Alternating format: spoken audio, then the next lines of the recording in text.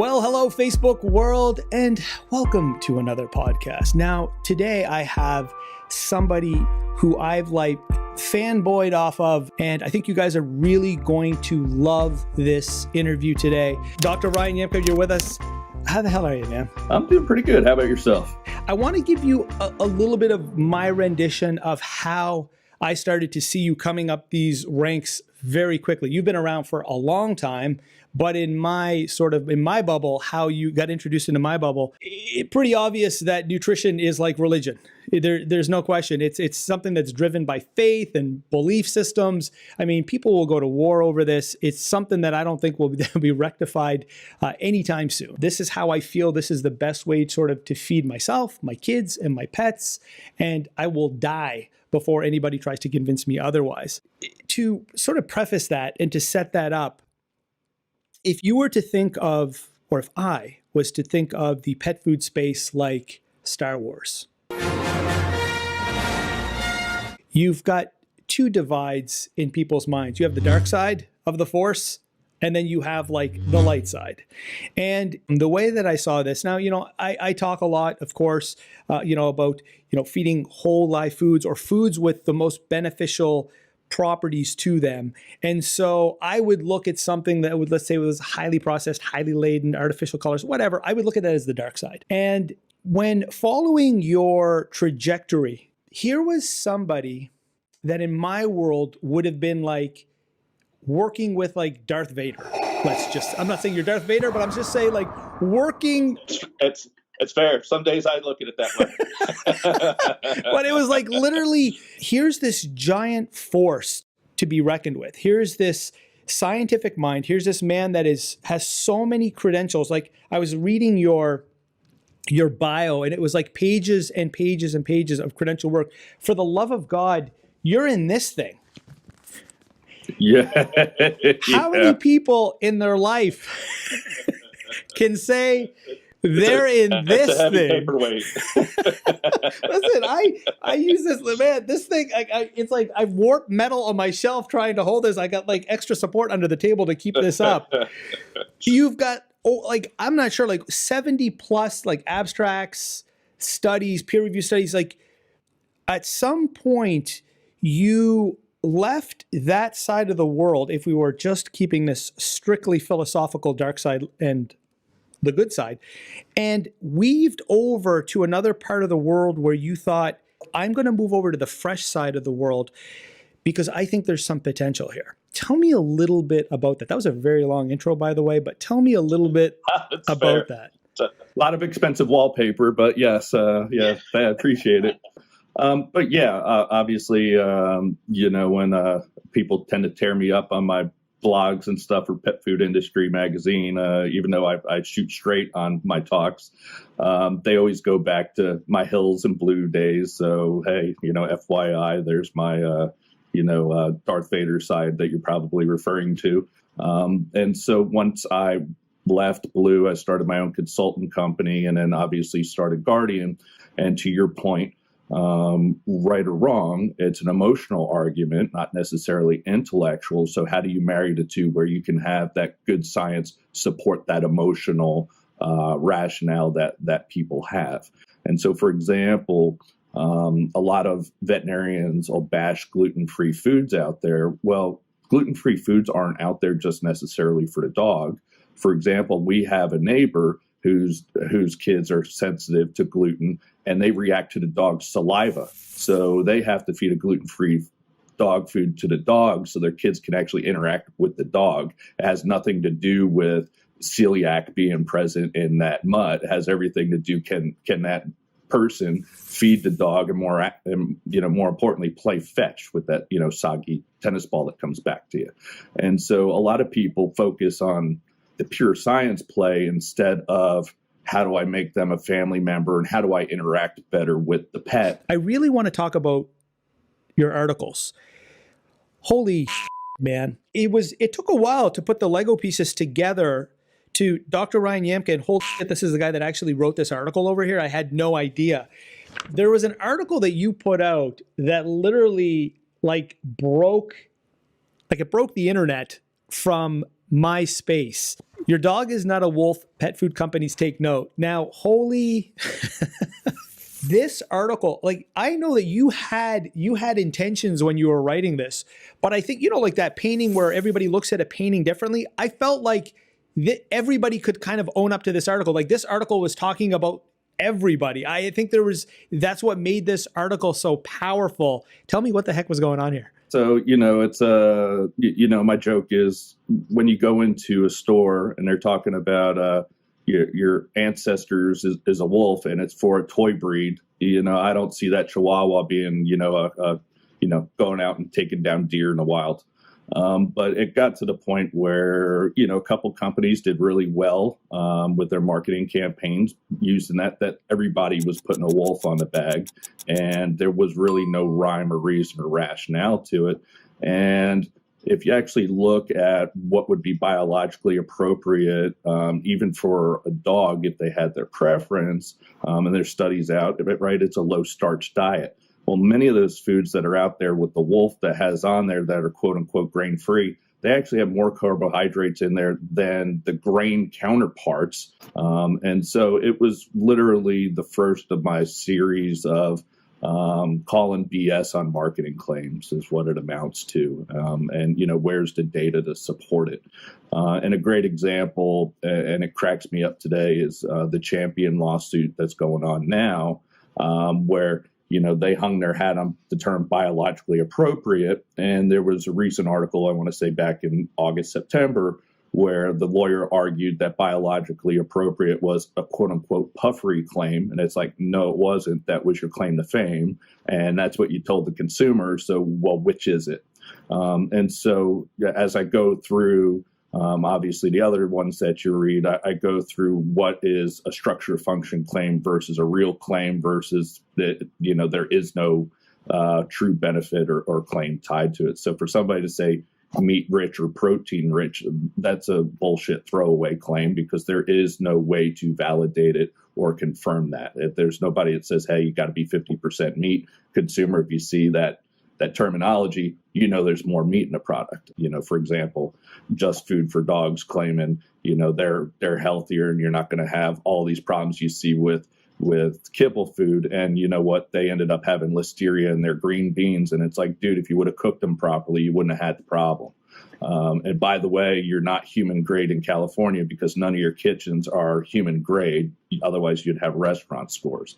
And so I go after a lot of the false and misleading stuff and where there's a lot of murky water between claims on certain people's packaging that's confusing to the consumers, help them navigate, okay, what's a BS claim and what's a feel-good claim and what's a real claim. The wolf has become a symbol that, when I went through Global last year and I went through Super Zoo and, you go to all these expos, my God, there's wolves everywhere.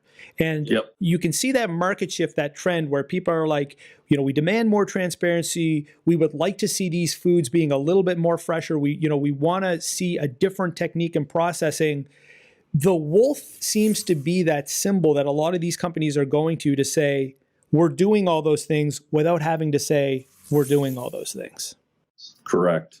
When you put a wolf on there, a lot of people don't recognize that you're saying a lot more than just a wolf. You're making claims about your food that aren't necessarily true. I don't think there's that many pet parents out there that are saying, I want to feed my dog like I'm feeding a wolf. I don't know. I've never been ever with anybody that's a pet parent that said, I want to feed there's a lot out there. I'm sure there are. But the majority of people that I've talked to, the educated people, nobody's saying, hey man, I want to feed my dog like he's a wolf. One of the most captivating terms, which is now, I believe, a symbol, and you highlighted that a second ago, was the fact that feeding grain-free pet foods, meaning if I was going into an aisle and I was pulling out something grain-free, I was feeding my dog like a wolf, or I was feeding my dog more like a carnivore. In a conversation with a couple manufacturers, they were telling me that grain-free was the darling of the industry. Grain-free, you saw this massive explosion within the industry when people started to promote grain-free. How do you feel about that? Grain-free, non-grain-free? Like, what's going on, you think? Yeah, so from my standpoint, it's carbohydrate's carbohydrate. once it's all milled and it goes through the extruder, they're all the same. And so what the industry does is they shoot for a certain amount of cook for that starch. So think about, when you take your box mashed potatoes, it's just dried mashed potatoes. And then when you cook, it's light and fluffy, right? You never see it in your stool. And you never see your stool change as a human.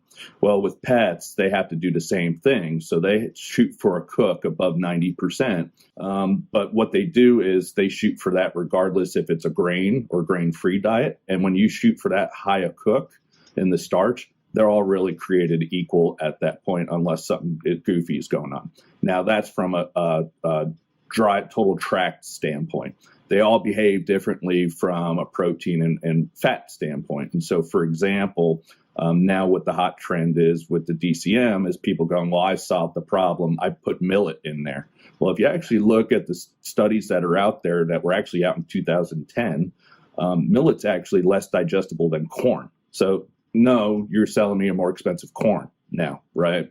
And actually, when you look at most grains, rice is actually the best one out there, at least most consistent, depending on what you're using. And then when you look at grain-free, you probably would be there, but you have to start worrying about other anti-nutritional factors.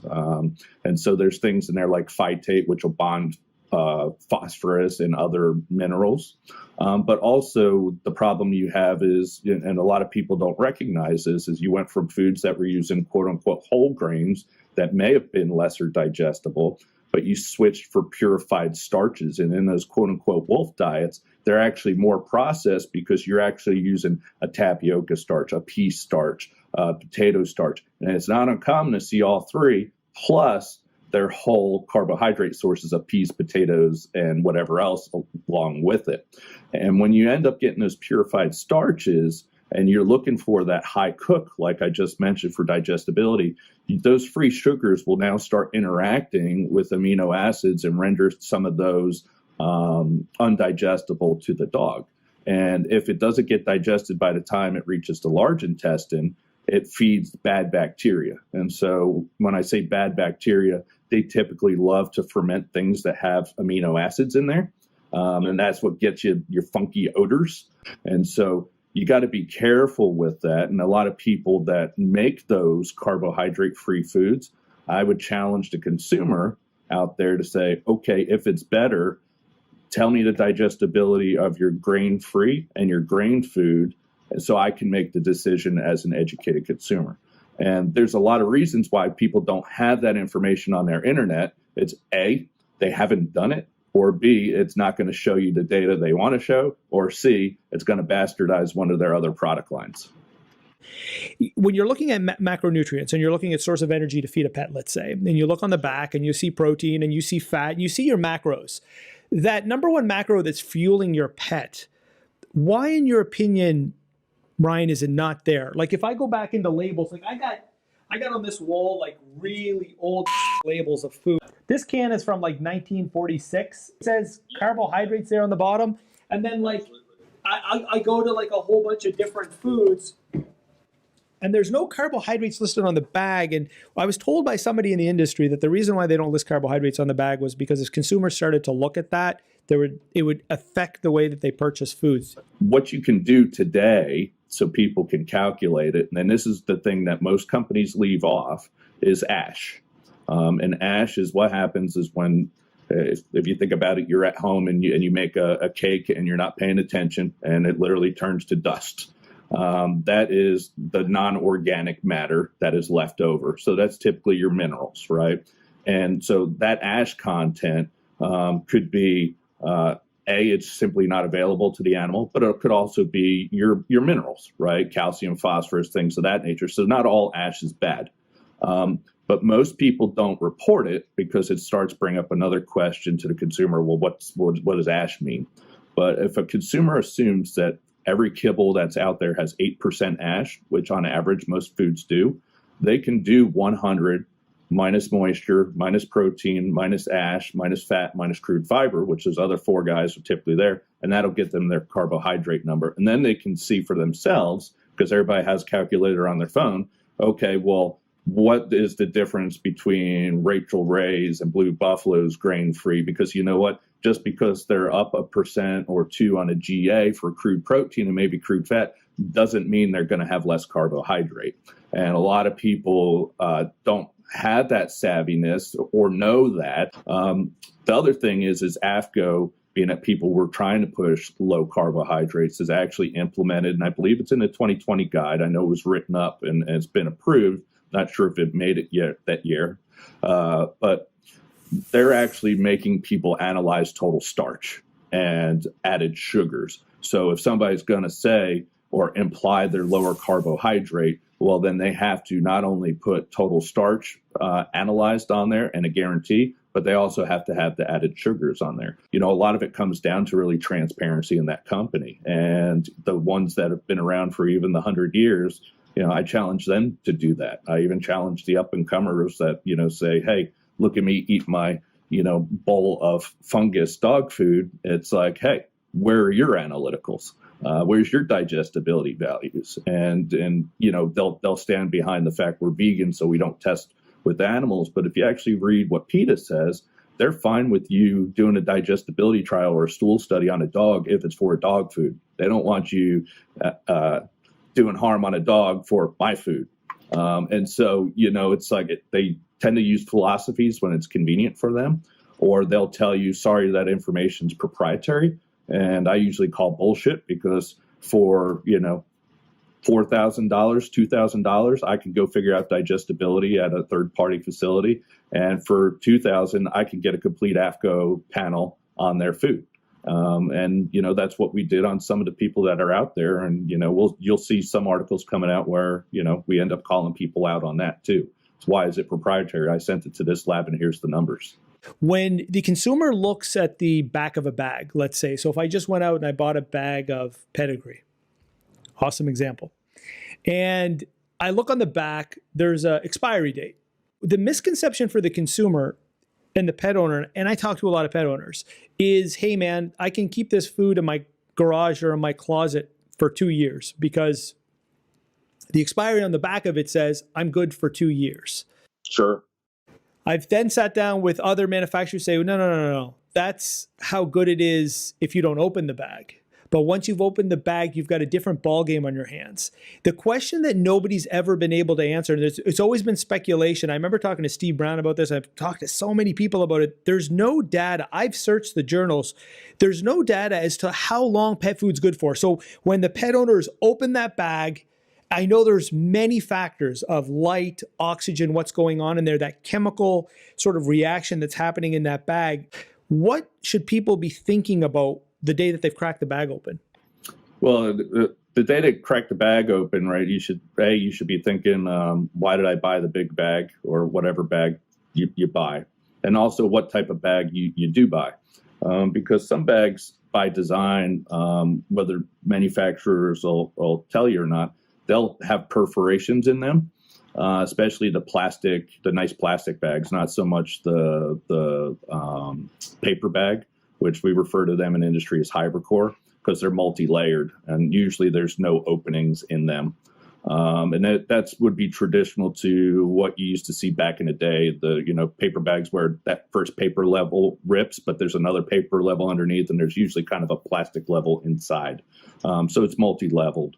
With the plastic, they usually put perfs in there because if you go high altitudes and low altitudes, it'll brick up like you see, you know, like coffee grounds and stuff like that. So when you see something that looks like when you buy coffee, it's vacuum sealed, you'll get that effect if you don't have perfs in there. So it allows that altitude difference going on in there. So you're still getting some air in there, whether you recognize it or not. But what most companies do is they'll test that product in that packaging in either accelerated testing for 6 months, or they'll do ambient for 2 years or whatever they're targeting.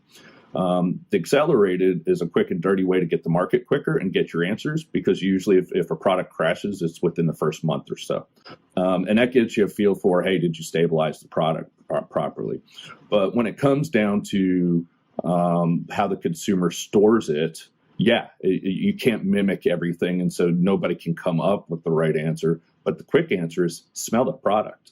If if you're feeding a product that has fish oil in it, what happens is over time, especially if it's a high level one or it's a fish first formula, it'll start getting like a paint thinner type aroma, almost like a chemical aroma. So if you open the bag the first day and it smells off from the normal times you fed it, I'd take it back, because that's an indication that you have oxidation already going on. The dog might eat it, but usually there's a threshold that at some point he won't eat it because it just, it's no longer appealing. But if you can smell that chemical difference, that's usually when those omega-3s from fish oil are kicking in.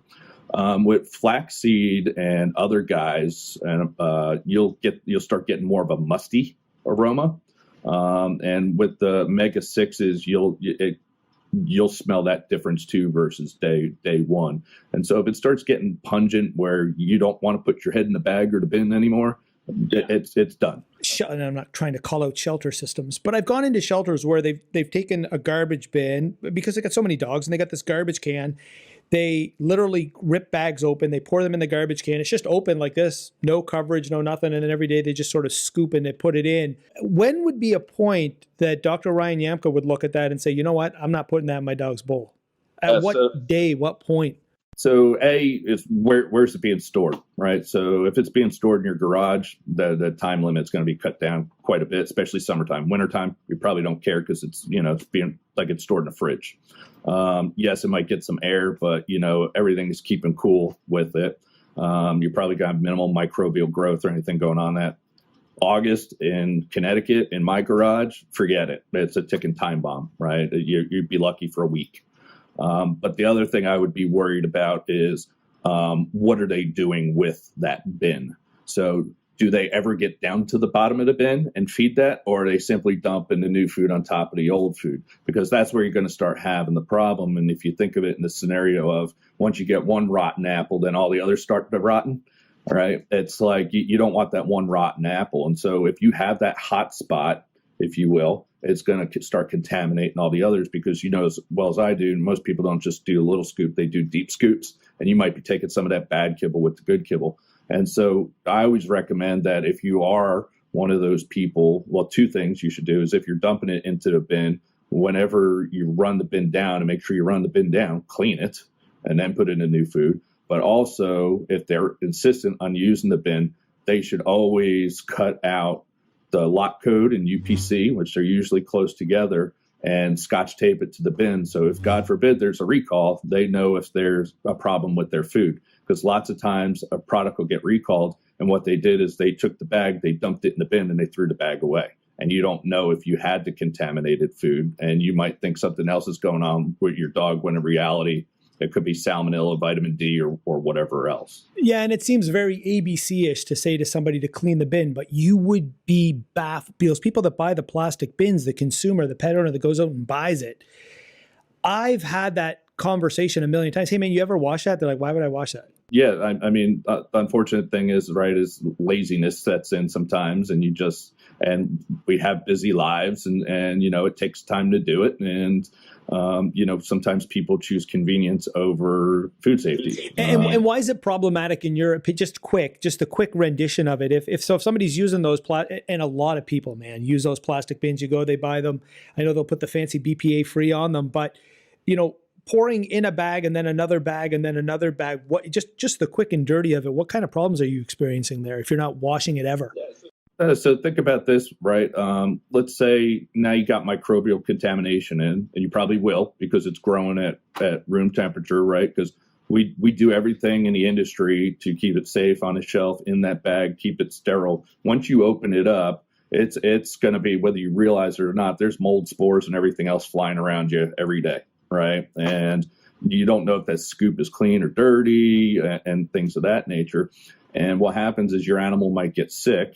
You'll be quick to blame the food, when in reality it was the storage system you were actually putting the food into. I would challenge, I know that, if Greg Aldridge is listening right now, or who's the other wonderful lady that writes, Tim Wall, and then there's Debbie Donaldson. I'm sure there could be a little bit of envy, because I would challenge to say that your articles are probably the highest read, hit, commented articles.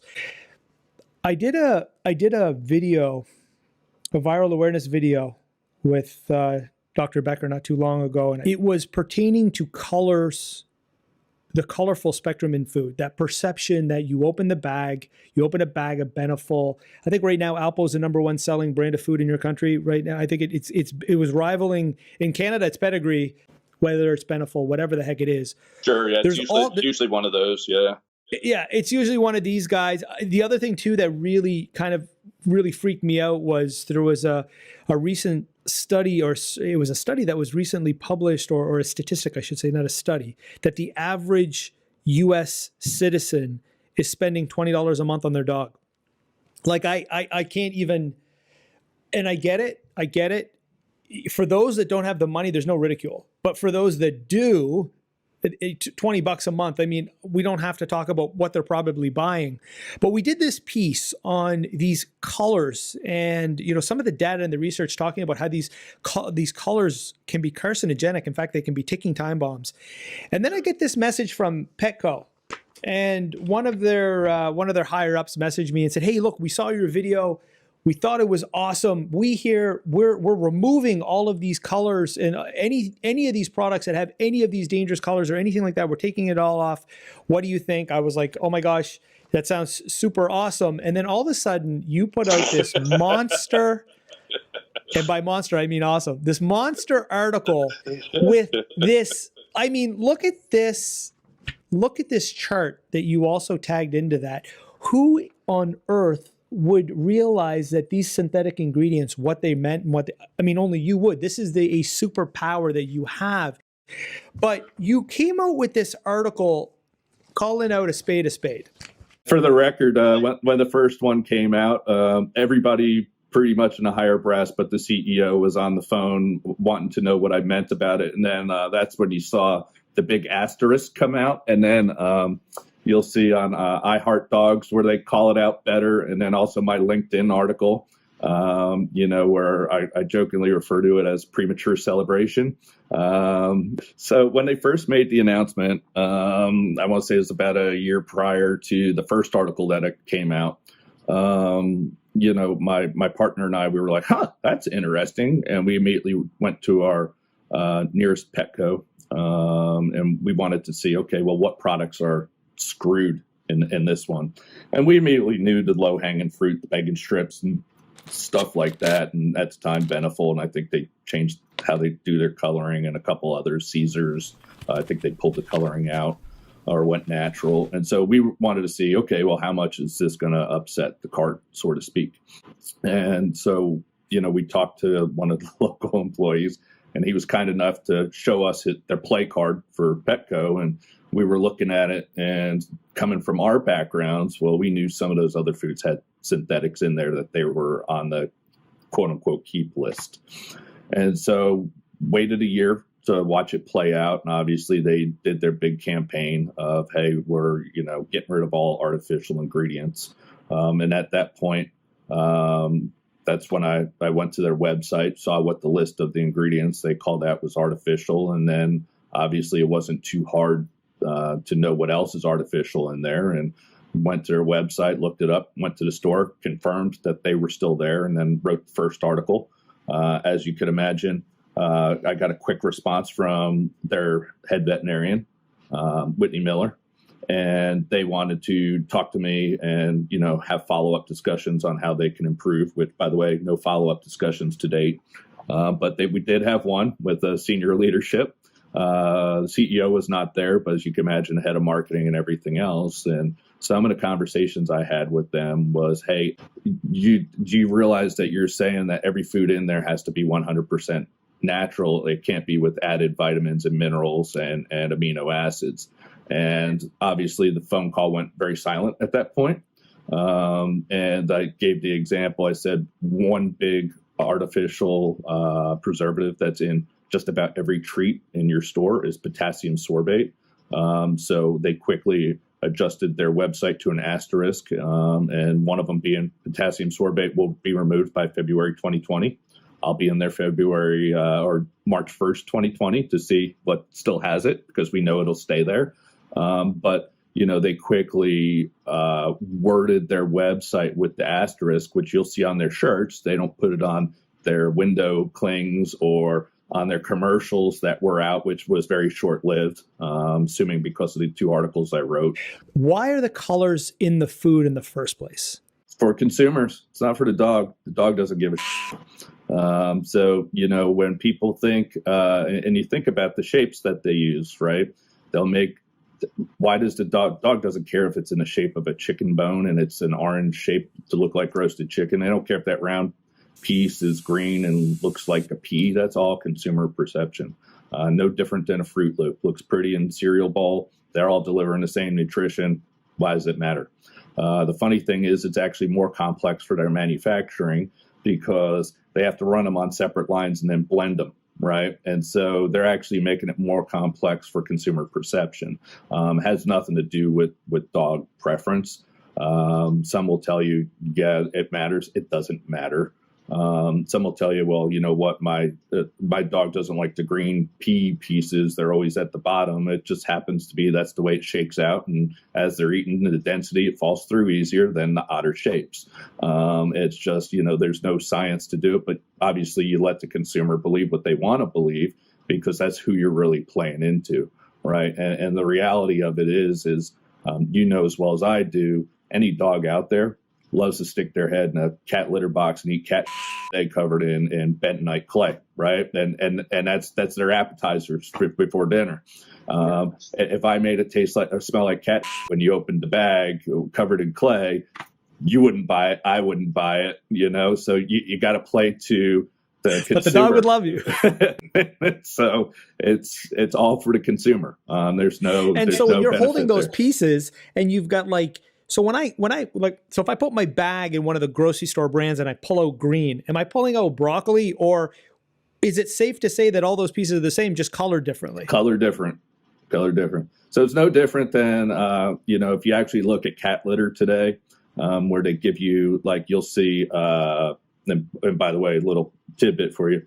The only difference between the brown clump in clay and the gray clump in clay is where they're mined. That's iron that gives it that color. And then what happens is you'll see the blue speck or the green speck. If you actually pick one of them up, see if they're colored all the way. Usually they have just a top sprayer and then it falls into the gray. And so they're not even like a blue clump. It's literally, or speck, it's literally just top dress. And they do the same thing in laundry industry and stuff like that to give visual cues of, hey, there's a delivered benefit in there, even though all of that litter is delivering that scent, right? They just give you a visual cue. I did a video that forced a public statement from Milkbone. Now I wasn't trying to be a shithead, Yeah. but I did a video. The thing ended up at 100 million. I don't know what it ended up at. I did a video on those colors and some of these preservatives that were in food. And so the Milkbone at that time, BHA, BHT, some of their ingredients have propylene glycol, titanium dioxide. So yep. yeah, so on and so forth. Now there is data, for instance, here in Canada, BHA is actually it's classified as a known carcinogen. So after putting out that video to give people, there's always that conversation accumulation over time. So, hey, this is a small amount. It's not a big deal. I can show you a study that says it's not going to hurt you. But then there's been no data for accumulation over time. Do you think that there's some sort of carcinogenic effect, or do you think there's some sort of long-term issue over all of these consumptions of colors and your propylene glycols and your titanium oxides, mass consumption over 10, 12 years, however the dog or cat lives for? The short question is I don't know. But I can tell you that if you look at EU regulations, there's definitely an environmental impact. So if you look at FEDIAF, which for argument's sake is, for your people listening, would be kind of the equivalent of what AFCO is. And so as a group of state regulatory and federal regulatory people come together, they kind of set the rules of the board game, if you will. Obviously, there's always people that break the rules, but the 99.9% usually stay within, and the 0.1 usually gives the industry the bad rap because they're consistently doing it. But with FEDIAF, they have certain restrictions on maximum levels of iron and zinc in dog foods. Has nothing absolutely to do with the health of the animal, has everything to do with defecation of the animal and the runoff into the systems and streams. I didn't know that.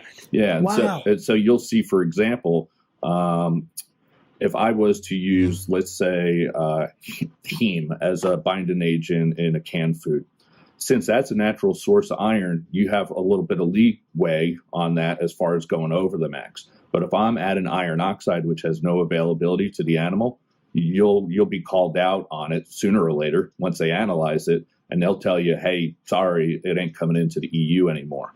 And that has everything to do with environmental. And that has nothing to do with the dog, because literally in the case of iron oxide, it's not bioavailable at all. It's just there for color, so it's going out, right? And if you think about it, at a high enough dose, just like if you eat beets and you change the color of your stool, you eat something that's high enough in iron oxide, it's going to change the color of their stool. And and the reason I stay away from them is because they're there for color only, not for the benefit of the animal. And if you're using something that goes into the paint industry, it's usually used as tint to make that pretty yellow on the wall or white on the wall or red on the wall.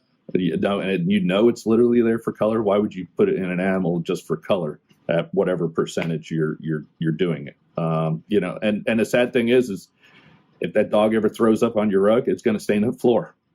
So there's like no benefit to it.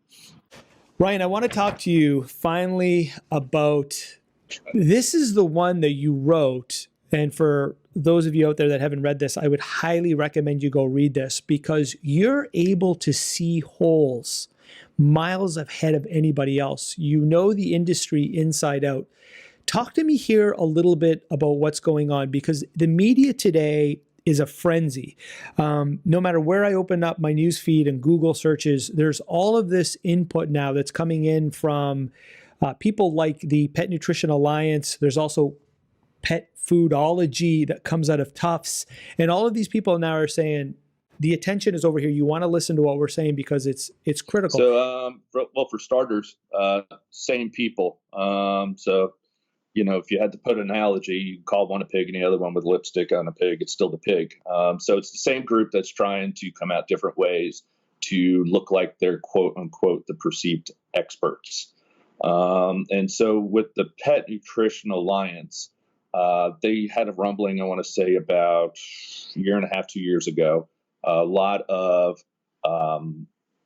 middle-sized to larger-sized companies, and when I say that, they're not in the top 5, so they're making $1 billion. And if you're making less than $1 billion, by their definition, apparently you're a boutique brand, and some of them private, you don't even realize it. For example, Diamond is up there if they're not number 6 because of all the co-manufacturing they do, right? And so what they wanted to do was do something that I jokingly say was quarter-assed to WASAV, which is the World Small Animal Veterinary Association. That organization was brought together by the big veterinary companies, food companies at the time. And so what they did is they put together certain hurdles or benchmarks for veterinarians to understand what's a good food. And they did it in a time when there wasn't very many pet food companies. And so what they would do is, hey, did you have board certified nutritionists formulate the food? Did you do AFCO feeding studies? Can you provide for me a complete AFCO nutrient profile on one food? And the applied thing was, if you could do it on one, you could do it on all. Well, the Pet Nutrition Alliance tried to do their version of it. And why I say it's quarter-assed is because it literally was. It was based out of Tufts by Lisa Freeman and the group that she started, which, by the way, if you go back and you look at lineage, which you can't see it now, but if you go back to when it was started in old AVMA archives and stuff, it was started by Imes, I believe, at the time, Purina and Hills. And a lot of people that sit on the quote-unquote directors board are still getting paid, whether they have endowed chairs, research funding, dog food programs, or buildings or nutrition centers built by those guys as well. And when they went out and sent out the questionnaire was do you have a board certified vet nutritionist or PhD nutritionist, animal nutritionist, which would be me, because I'm not a veterinary nutritionist. But by the way, I am a board certified animal nutritionist with the American College of Animal Sciences, and also board certified fellow nutritionist with the American College of Nutrition, which is human, just to put it in stature, which comparative nutrition is better than single nutrition. And most vets will tell you that. And then they asked, basic questions that would set up the good guys to win. And then they would say, with one food, tell me what your nutrient level is that. And obviously in the article, I poked fun out of it because it was shortly after the big vitamin D recall with Hill's Pet Nutrition. And I said, well, maybe they should have asked about the vitamin D levels in one of their wet foods, because what they asked, and even though that's seemingly a joke, and unfortunately animals died from that and harmed, and I believe there's still class action going on with it. The reality of it is they didn't ask the right question. They picked one nutrient which they could pick, and it was irrelevant to what they were doing. So what was the value of that? And how are you providing information to the vet that you're the authority when you wouldn't even have picked up the vitamin D recall on one of the guys that is funding you the most? The reality of it is, in today's marketplace, there's so many foods and animals are doing so well that, veterinarians typically don't recommend foods anymore unless your animal's doing poorly or sick.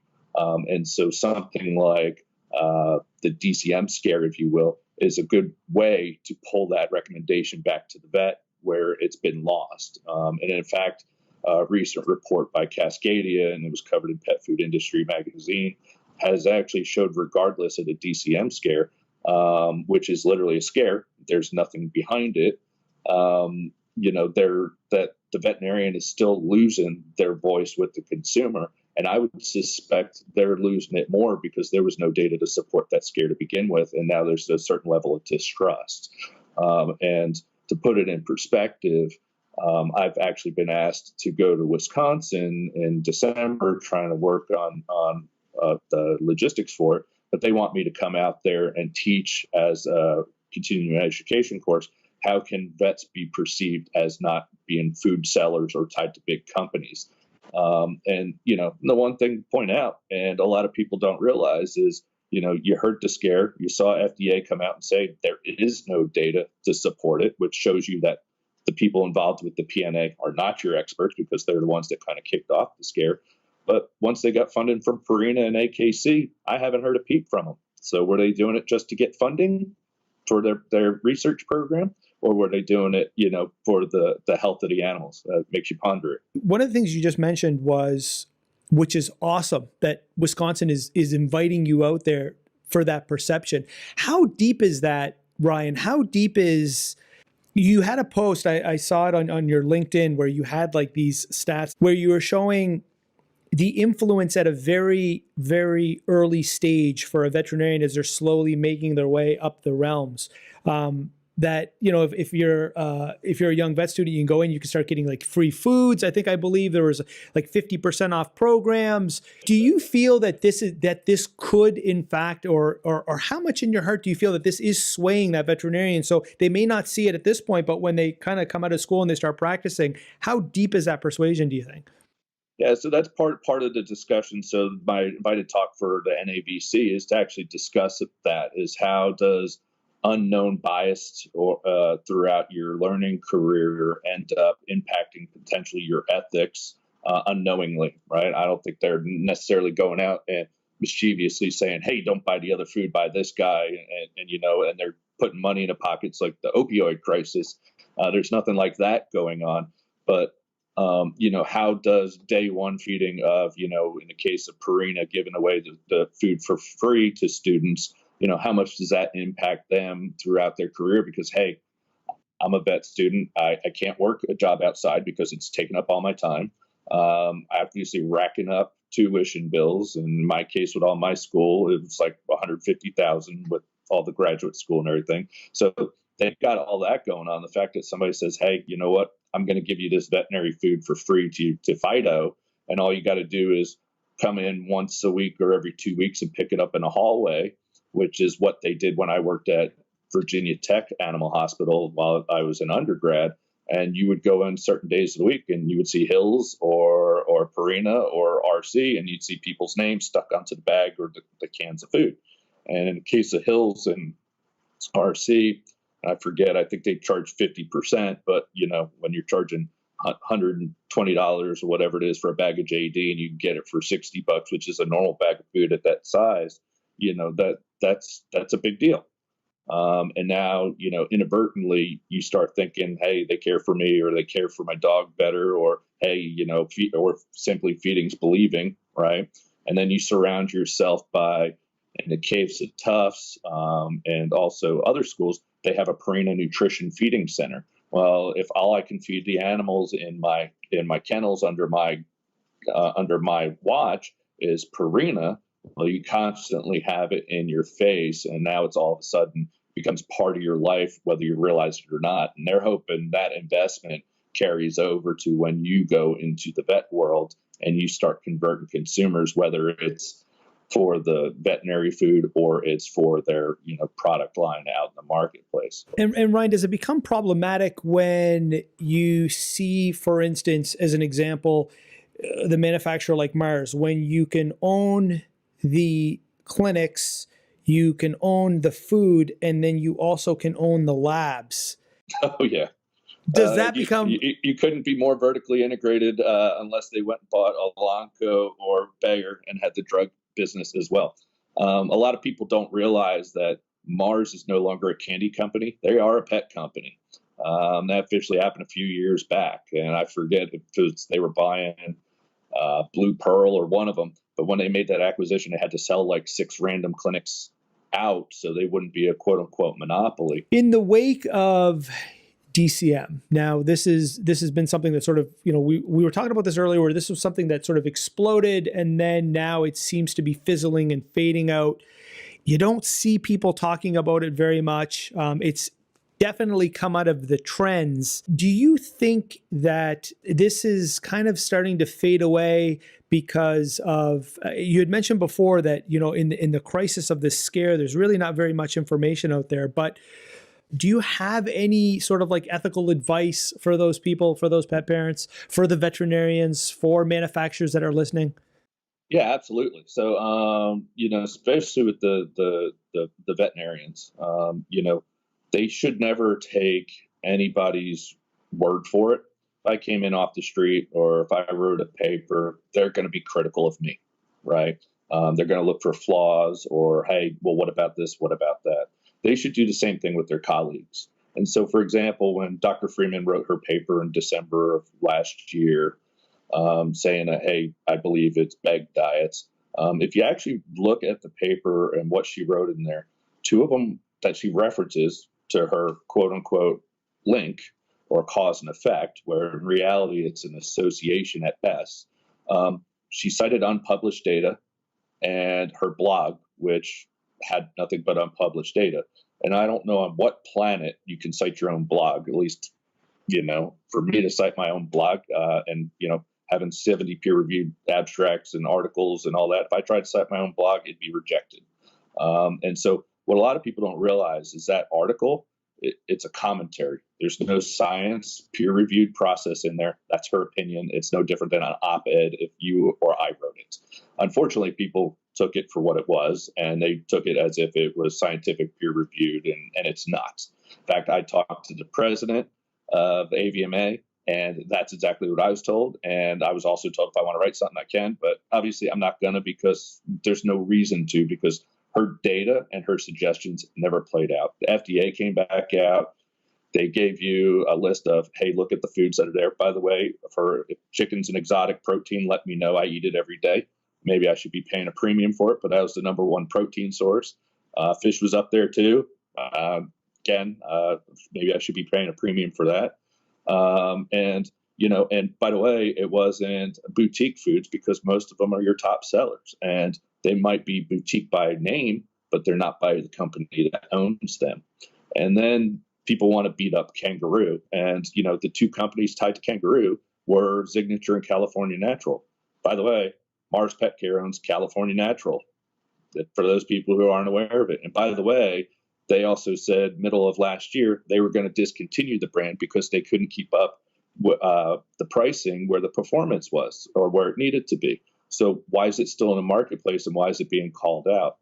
And then if you further look at the data too, a lot of the cases that were sent in were false DCM cases. So people weren't diagnosing them properly, and they were assuming, hey, heart issue, grain-free, submit it to FDA. And if you look at the data, the reality of it is what, 90+% were actually dry foods. Now there's, you know as well as I do, most of the raw foods, freeze-dried foods, air-dried foods, and all those guys out there are grain-free, right? There's no problems with there. They weren't registered. And by the way, all boutique brands. And so, and the other side of it is the way that FDA requested the data. They put, hey, we're looking into grain-free, and these guys, they still got 10% of the cases that came in as grain. Now, if they would have said, please report all DCM cases, they probably would have a better data pool. So inadvertently, it was biased coming in. There wasn't even trends within the brands that they unfortunately listed in that graph. If, you know, a Canopy in number one, if I thought there was a problem, you'd expect to open that up, that PDF, and see nothing but pork and squash. You don't. It's sporadic across everything, which tells you it's not a dietary thing. Is it genetic? Is it environment? Is it, hey, you know what, the food's formulated properly, but they're not eating enough of it? That's enough to cause the issue. And then lastly, when they had DCM cases and non-DCM cases, they all had low, middle, and high taurine. And I can ask the best vets out there, including Dr. Freeman herself. And if I ask her, what taurine should I be pulling? Should I be pulling it after eating, fasting? Should it be whole blood? Should it be serum? Should it be plasma? And none of them can answer that question. And that's why you see in that FDA data, they're reported all as such. So if you don't know how to analyze it properly and consistently, how can you draw a conclusion? Now, I'm not a vet or a cardiologist, but I am somebody in the field that does the work. And, you know, the old adage goes, those that can do, those that can't teach. That's why I make the foods. That's why I formulate the foods. That's why I know how the processes interact with the foods. Those people that are out there making claims tied to other foods, they're only testing foods that are ready to market in chosen cases that those companies that are funding are allowing them to do.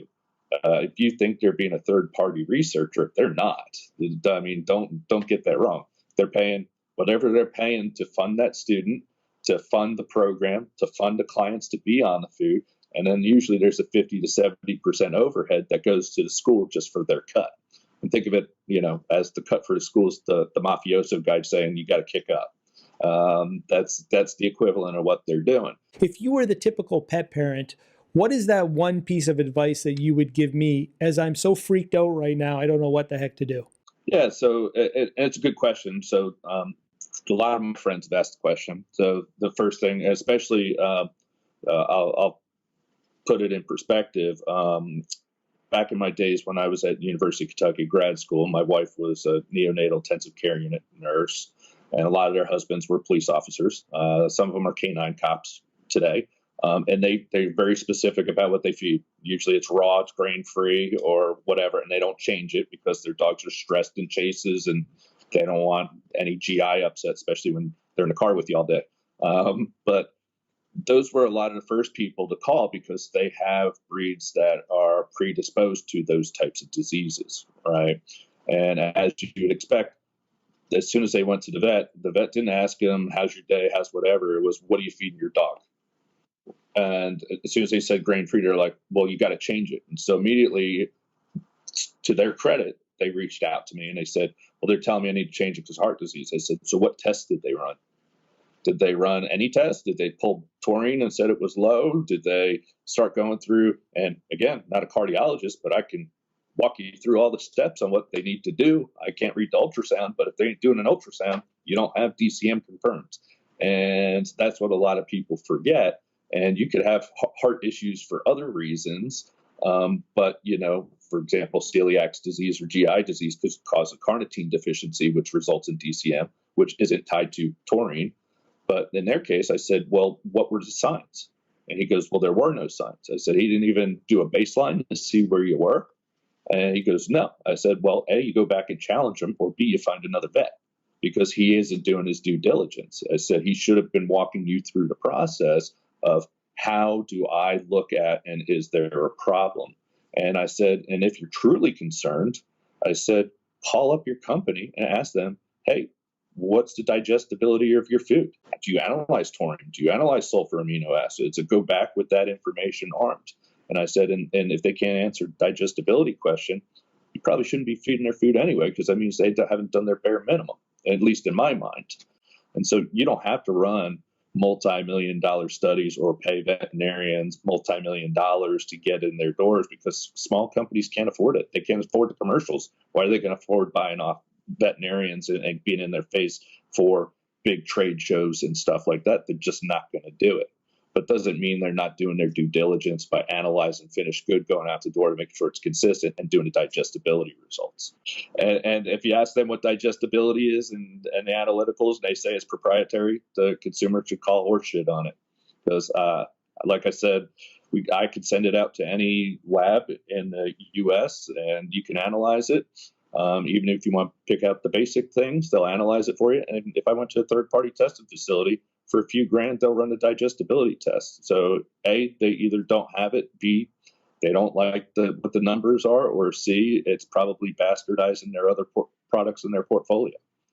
Dr. Ryan Yamka, thank you for such an incredible podcast. Where can people find these rock star articles if they're not showing up in their newsfeed? Yeah, so if you go into Pet Food Industry magazine, you go right to their website.